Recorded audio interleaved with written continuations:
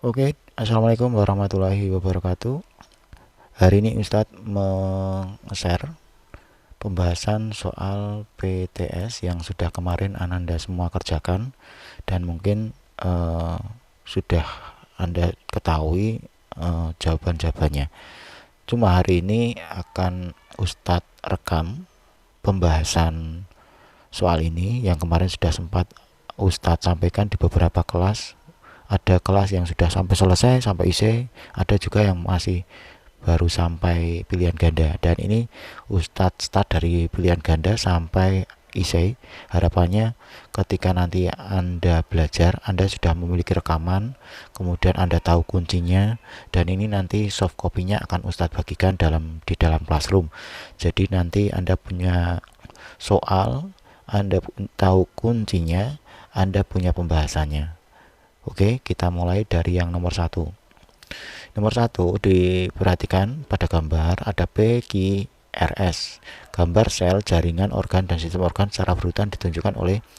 Nah, dalam sistem organisasi kehidupan yang paling kecil itu adalah sel, kemudian atasnya jaringan, kemudian atasnya lagi organ, kemudian ada sistem organ. Nah, dari gambar itu yang paling bisa mewakili itu sel itu adalah poin yang P, bukan poin S, bukan poin Q, bukan R. Kenapa? Karena P itu berdiri tunggal satu.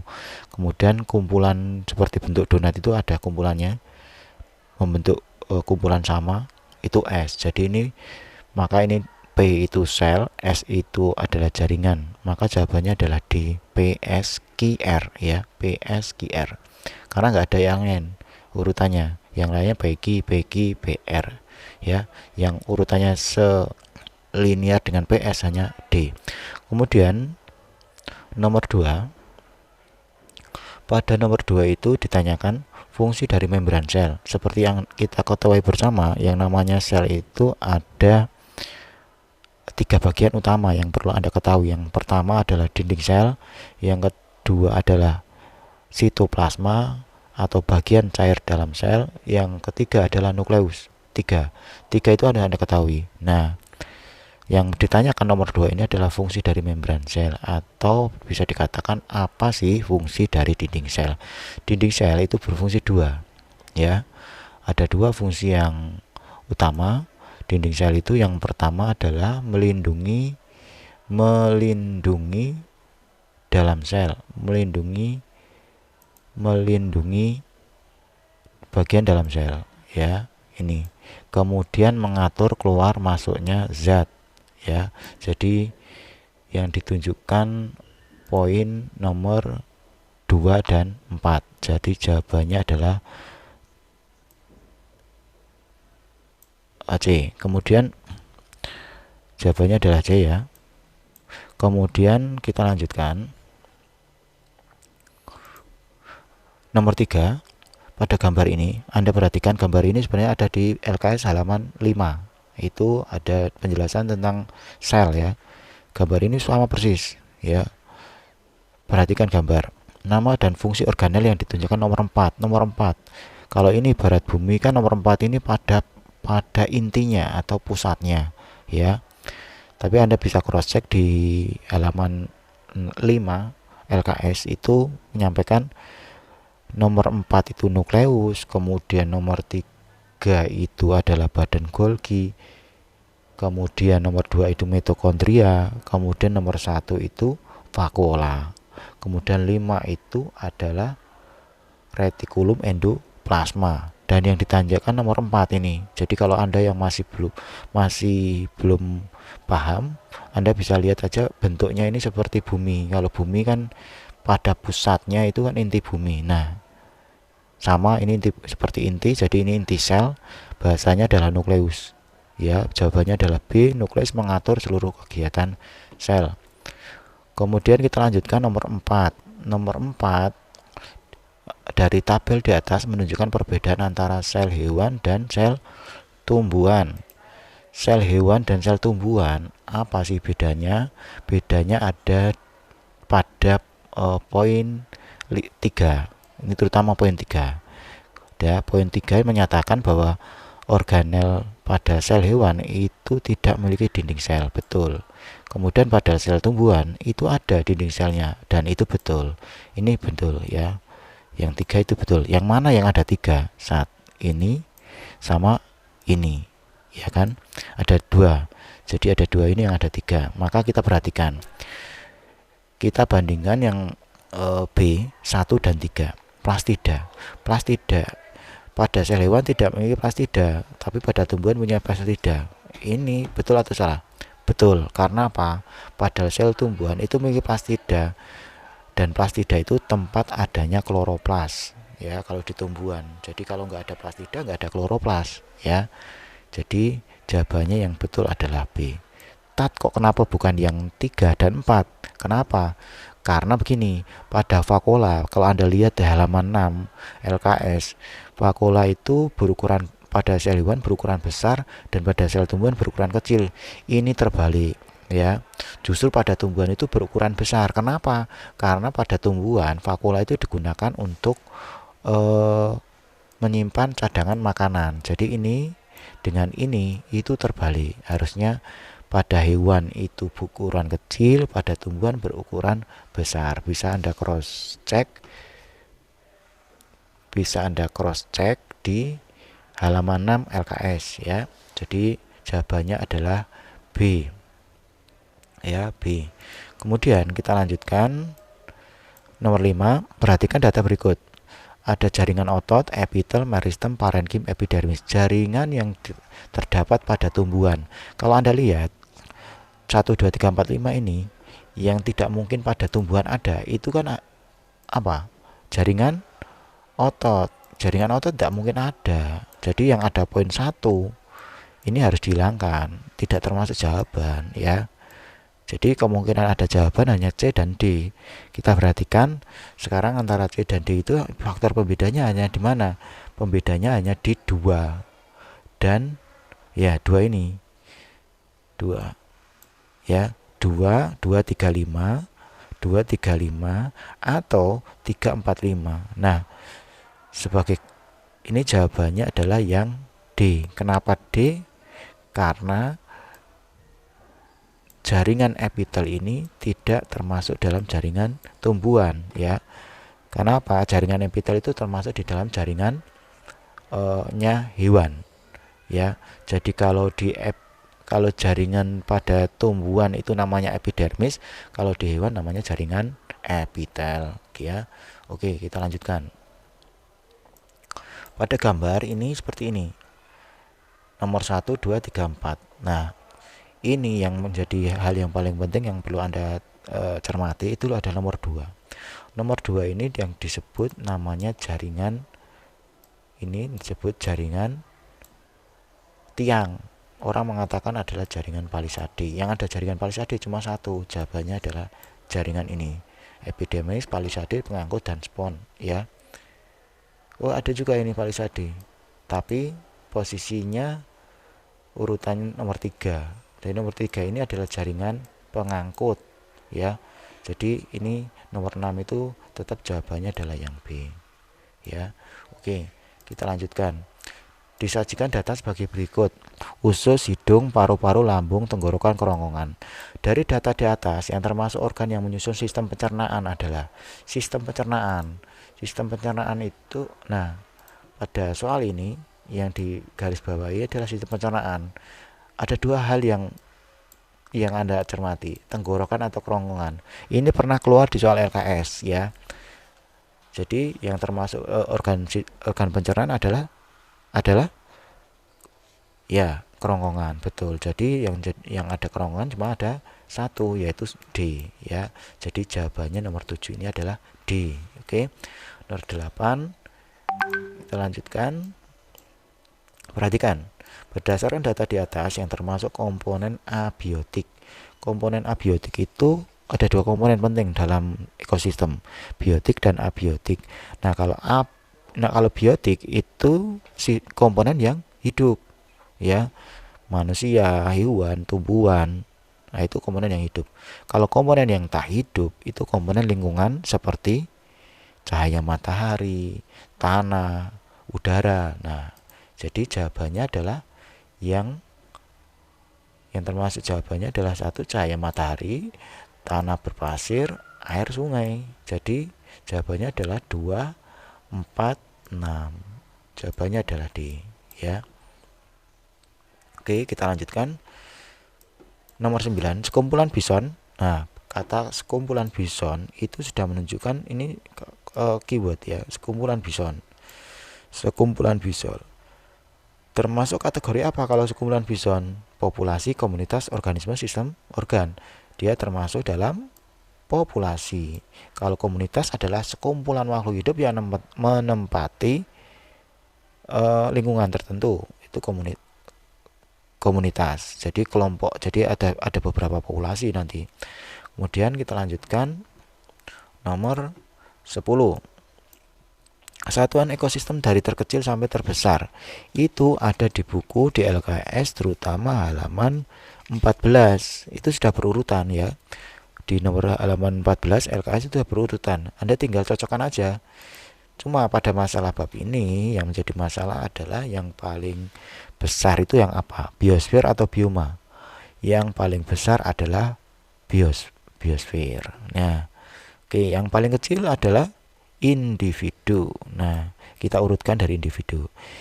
Individu 3, betul. 3 semua ada, 4 semua ada. Nah, bedanya ada ini. Habis 3, habis individu, terus 4, habis 4 kemana? Habis 4 tentunya kemudian ke komunitas, ke 6. Nah, 6 berarti jawabannya. Ya, nah, habis 6 komunitas, kemudian kemana? Ke 5, betul. Ini betul berarti 5. Oke. Sekarang habis ekosistem ini yang paling besar adalah biosfera. Berarti ini bioma dulu. Bioma dulu berarti 1, 2. Jadi jawabannya adalah yang B. Ya. Oke, kita lanjutkan. Berdasarkan pemohonan energinya, organisme diberikan menjadi autotrof dan heterotrof.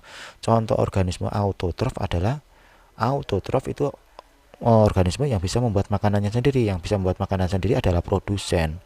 Dalam kehidupan di bumi yang menjadi produsen adalah tanaman, ya kan? Nah, yang termasuk di ABCD yang ada tanamannya aja mana? Yang tanaman aja adalah yang poin A. Rumput, padi, tanaman jagung. Kalau yang B ada elang. Kalau yang C hewan semua. Ini yang D ada tikusnya. Oke. Jadi yang termasuk jawabannya adalah yang A. Oke, kita lanjutkan. Pada ekosistem hutan terdapat hewan sebagai berikut. Nah, pada 12 ini Anda lihat ada 12 hewan yang termasuk herbivora adalah hewan herbivora adalah rusa, kerbau, harimau. Oh, harimau enggak, harimau daging. Kambing. Jadi 1, 3, 6. 1, 3, 6. 1, 3, 6. 1, 3, 6. Ya. 1, 3, 6. Jawabannya adalah yang C. Ya, C. Kemudian 13, interaksi yang terjadi antara kupu-kupu dan bunga itu apa? Simbiosis apa? Simbiosis yang saling menguntungkan. Nah, kalau saling menguntungkan jawabannya adalah mutualisme. Kemudian interaksi pada gambar yang terjadi pada gambar ini 14, ini antara singa dan harimau. Berarti kalau antara singa dan harimau ini rebutan apa yang diperebutkan? Makanan. Maka ini jawabannya kalau rebutan makanan, maka ini adalah kompetisi. Kalau misalkan ini singa, ini kambing, ya berarti itu predasi, ya. Jadi itu. Nah, kalau ini antara ini burung jalak, ini ada karbo, nah itu berarti simbiosis, ya. Oke. Kita lanjutkan. Nomor selanjutnya, di ekosistem kebun terdapat jenis makhluk hidup sebagai berikut. Urutan rantai makanan yang terjadi adalah yang urutan rantai makanan itu selalu diawali dimulai dari yang produsen. Ya, produsennya apa ini? Produsennya adalah tanaman tomat. Berarti 3. Yang ada 3 pertama cuma ini. Yang ini jadi tidak masuk. Ini tidak masuk.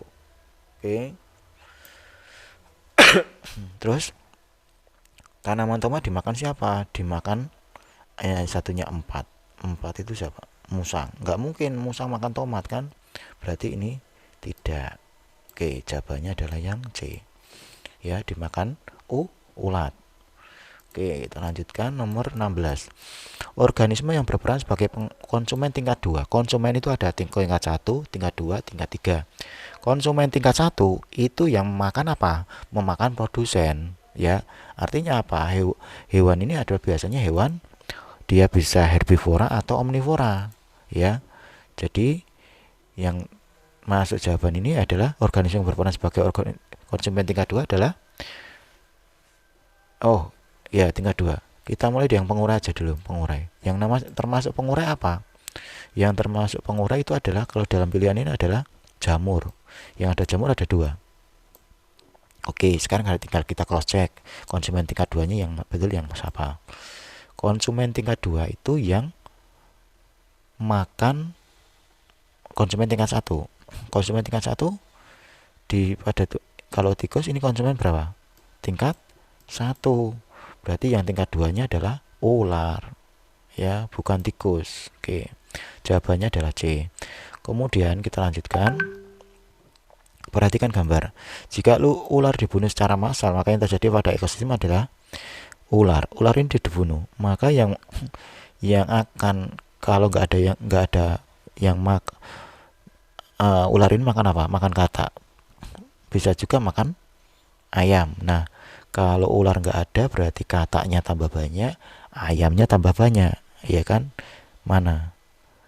Di sini populasi tikus akan bertambah banyak. Iya, tambah banyak. Katak berkurang. Katak nggak berkurang. Populasi ayam bertambah, betul. Elang tidak terpengaruh. Ini betul. Populasi belalang tidak terpengaruh. Elang bertambah. Nggak ada kaitannya. Populasi katak, tikus, ayam, elang bertambah. Yang betul adalah B, ya. Jawabannya adalah B. Kenapa? Karena populasi ayamnya bertambah. Karena ularnya udah nggak ada. Kita lanjutkan. Pada gambar piramida, ya, memiliki organisme yang biomasa terbesar. Biomasa terbesar itu memiliki massa atau jumlah banyak. Yang jumlah yang banyak apa? Mana? Adalah yang pertama, produsen dong. Kalau produsennya nggak besar, maka yang atasnya makin kecil. Maka ini yang termasuk banyak adalah padi. Kemudian nomor 19, ciri-ciri yang dapat dilihat dari air tercemar adalah, air tercemar itu ada dilihat dari tiga hal yang bisa Anda lihat. Dari fisik itu dia berwarna, ciri air yang sehat itu tidak tiga. Secara fisikly. Satu, tidak berwarna, tidak berasa, tidak berbau. Jadi kalau dia pertama, ciri yang dapat dilihat air tercemar. Air yang tercemar pertama pasti berbau tidak sedap, banyak sampah, berwarna gelap, ya. Yang ada 3, 4, 5, siapa mana? Ada 3, 4, 5, hanya ini dan ini. Nah, cuma di masalah di C itu tidak mungkin 2 itu ada. Kalau airnya tercemar pasti ikannya banyak yang mati, ya kan? Berarti ini tidak jawaban. Berarti jawabannya adalah yang D. Oke. Kita lanjutkan. Nomor 20. Berdasarkan pernyataan di atas, yang merupakan syarat suatu zat dikatakan sebagai polutan. Zat itu disebut polutan. Yang pertama adalah, pertama pasti jumlahnya melebihi ambang batas. Karena kalau jumlahnya melebihi ambang batas, berarti alam itu akan membuat kesetimbangan baru. Nah, ya. Dan kalau kesetimbangan baru ada kesetimbangan baru, berarti alam lingkungan itu bisa jadi lingkungan yang jadi tidak sehat. Ya. Oke, yang kedua, berada pada tempat yang tidak semestinya. 4, ya. Kalau Anda menaruh plastik di atas meja, Anda tinggal, berarti plastik itu menjadi sampah, ya, apalagi itu bungkus snack, ya. Yang jelas ada 4 dan 5. Ya. Yang ada 4, 5 cuma 1, ya, berarti ini jawabannya. Ya. Oke. 1. Berada pada waktu yang tidak tepat, betul ini. Anda cek di buku, ya, itu jawabannya seperti itu, betul. Kemudian kita lanjutkan, limbah cair berbahaya dihasilkan oleh perusahaan swasta. Nah, sudah diperingatkan 3 kali kok tetap ambang batasnya masih tidak dipenuhi ya. Bisa jadi dalam pabrik itu pengolahan limbahnya bermasalah dong, ada rusak, alat yang rusak.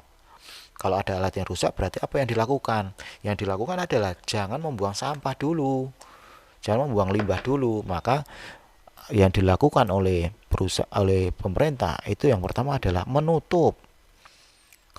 mengolah limbah industri, menutup ini ya, menutup aliran limbah.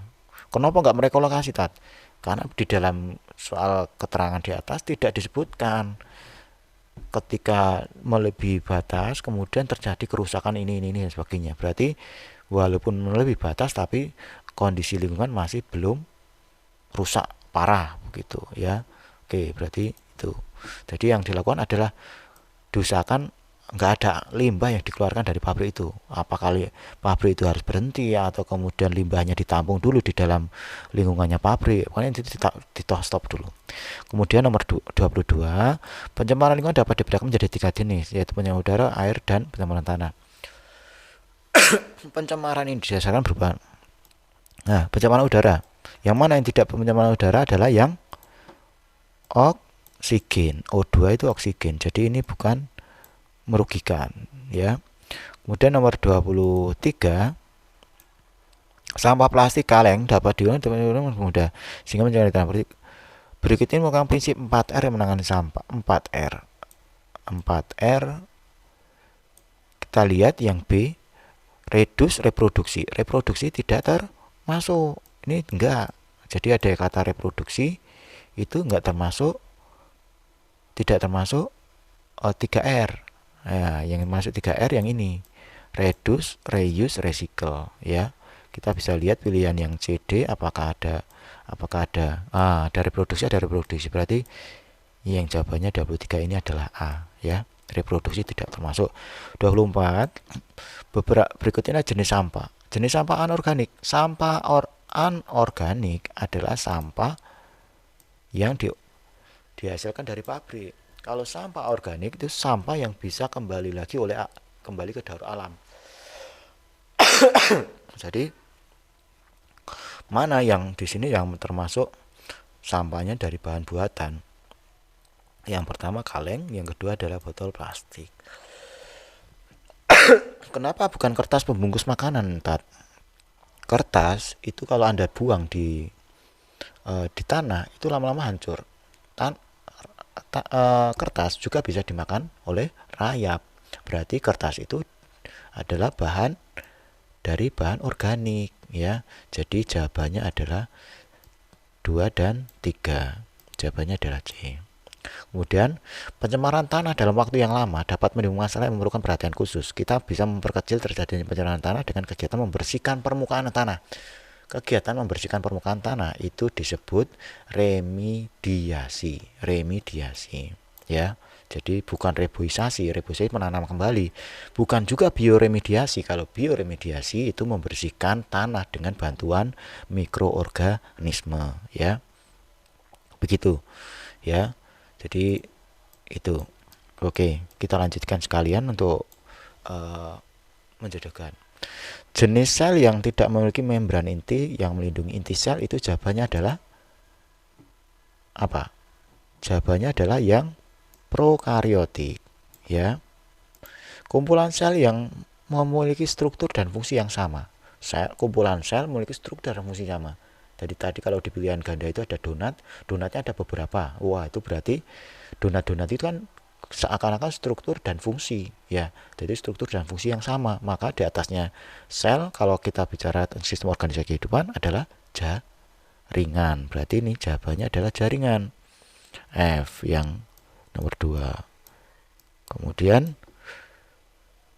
ini bukan warna F ya, F. Kemudian jaringan pada tumbuhan yang berfungsi melindungi dengan bawahnya adalah jaringan yang melindungi itu adalah jaringan epidermis. Kemudian organ penyusun sistem pernafasan. Untuk nafas apa? Paru ya. Makhluk hidup yang tidak dapat membuat makanan sendiri. Tidak dapat membuat makanan ini adalah kebalikan dari autotrof, yaitu Heterotrof ini G, ya. Kumpulan populasi makhluk hidup yang menempati suatu habitat itu namanya komunitas M, ya. Pola interaksi antara dua individu yang berbeda jenis menyebabkan individu yang satu menghambat pertumbuhan individu yang lainnya. Ini disebut antibiosis. Ini yang agak nyeleneh, ya. Bagi Anda yang belum merasa mendapatkan jawabannya, ini karikan dulu biar ini nanti kelihatan. Pertumbuhan enceng gondok yang pesat menyebabkan mukaan air tertutupi disebut eutrofikasi. Ini ada di buku paket, Anda cek nanti. Eutrofikasi. N. Jenis polutan yang merusak lapisan ozon adalah CFC, ya. A, ya.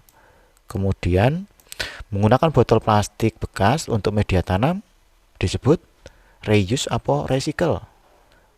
Reuse. Ini berarti jawabannya adalah B. 35 itu B. Oke. Sudah. Kita lanjutkan pada 36. Cairan yang bersifat koloid terdapat di organel yang berperan penting menunjang kehidupan dan fungsi sel disebut sitoplasma, ya, sitoplasma. Oke, disebut sitoplasma. Ya, sitoplasma.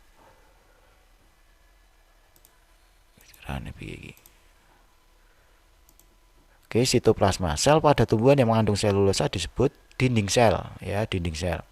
Kumpulan jaringan yang bekerja sama melakukan fungsi tertentu disebut kumpulan jaringan yang bekerja sama. Jadi di atasnya jaringan apa? Organ. Jaringan yang mempunyai fungsi alat gerak aktif. Alat gerak aktif disebut otot, ya. Alat gerak aktif disebut otot. Kalau alat gerak pasif namanya tulang atau rangka. Organ yang berfungsi memompa darah yaitu jantung. Jamur dan bakteri dalam rantai makanan berperan sebagai dekomposer atau pengurai, ya. Hubungan yang terjadi antara ketombe pada kepala manusia disebut simbiosis parasitisme. Satu untung, satu rugi, ya. Zat yang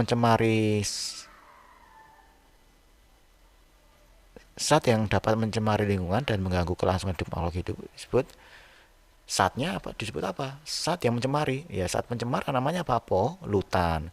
Pencemaran udara oleh sulfur dioksida dan nitrogen dioksida menyebabkan hujan asam, membuat figura dari ini ya, disebut figura ini namanya nanti jadi ada barang-barang sampah dibuang, diolah.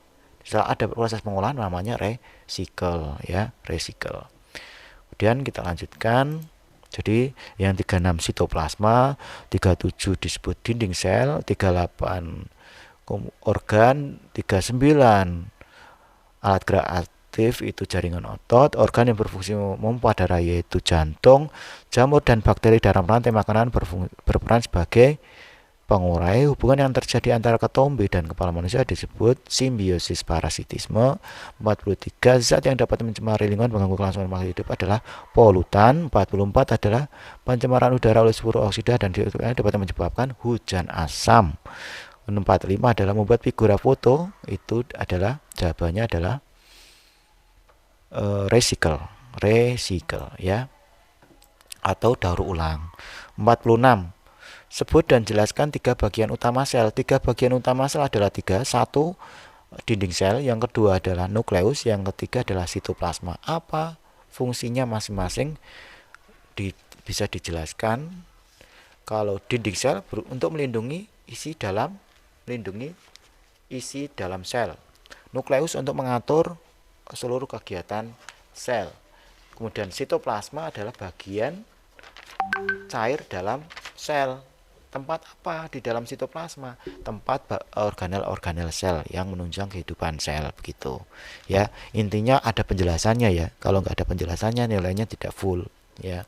Kemudian 47, sebutkan 4 organ. 4 organ sistem ekskresi, sistem pengeluaran. Yang pertama adalah kulit. Yang kedua adalah ginjal. Yang ketiga adalah kulit, ginjal, kemudian bisa paru-paru, yang terakhir bisa hati, ya. Jadi itu fungsinya. 4 organ itu untuk sistem ekskresi. Ada yang menyebutkan yang lain-lain, boleh nanti tak tinjau apakah itu betul ya. Insya Allah saya betulkan kalau memenuhi syarat. 48. Apa perbedaan organisme autotrof dan heterotrof? Autotrof itu bisa membuat organisme yang bisa membuat makanannya sendiri dengan cara fotosintesis. Heterotrof tidak bisa membuat makanannya sendiri, maka dia bergantung pada makhluk hidup yang lain. Makanya ada contohnya apa? Kalau autotrof tumbuhan hijau, heterotrof bisa Anda masukkan yang termasuk karnivora, herbivora, omnivora, karnivora. Ya bisa. Contohnya organismenya apa? Bisa kambing, bisa harimau, bisa apa lagi? Bisa kerbau dan sebagainya. Perhatikan gambar ini. Itu ada berapa jaring-jaring ada berapa rantai makanan? Ada 7 ya. Buatlah rantai makanan dari jaring-jaring makanan di atas. Itu yang pertama, dari yang paling atas diurutkan ya. Yang pertama adalah rumput, belalang, ular, harimau, bakteri. Yang kedua, rumput, belalang, ular, burung elang, bakteri ya. Kemudian padi, ayam, ular, harimau, bakteri. Padi, keempat padi, ayam, ular, burung elang, bakteri. Kemudian yang kelima padi, tikus, ular, harimau, padi, tikus, ular, harimau, bakteri ya. Kemudian keenam padi, tikus, ular, burung elang, bakteri.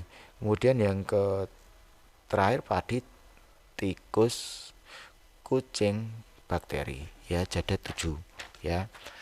Itu ada 7. Kemudian nomor 50, cermati kasus ini. Badan BLH Kabupaten Malang masih di beberapa perusahaan secara acak setiap hasilnya menunjukkan 20 personil tidak memenuhi standar baku mutu. Hasil uji lab di wilayah kecamatan banyak tidak memenuhi chemical oxygen demand atau COD atau oksigen yang dibutuhkan proses kimiawi. Sebutkan dampaknya yang pasti. Kalau sudah ada uji lab seperti itu, berarti yang pasti airnya tercemar. Kalau airnya tercemar berarti ada kemungkinan ikannya mati atau tumbuhannya mati ya. Yang ketiga, kalau ada ikan mati apa yang terjadi? Kalau ikannya nggak diambil orang berarti akan membusuk. Kalau ada pembusukan maka nanti menimbulkan bau yang tidak sedap. Bisa bautnya tidak sedap disebabkan limbahnya atau mungkin karena pembusukannya ikan ya.